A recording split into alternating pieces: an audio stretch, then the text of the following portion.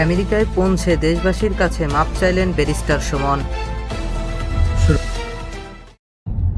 বিদেশে এসেও যে খুব বেশি এইসব চিন্তায় যে শান্তি দেয় তা না, কিছু অশান্তি নিয়ে মনে হয় বাকি জীবন পর্যন্ত, একেবারে কবর পর্যন্ত এরকম অশান্তি নিয়ে যেতে হবে। আমার জীবনে অনেকগুলা ভুল সিদ্ধান্ত, ভুল কাজ আছে আমার জীবনে। আমি মানুষ হিসেবে অনেক ভুল করছি। শুরু করিতেছি মহান আল্লাহর নামে, যিনি পরম করুণাময় এবং অত্যন্ত দয়ালু।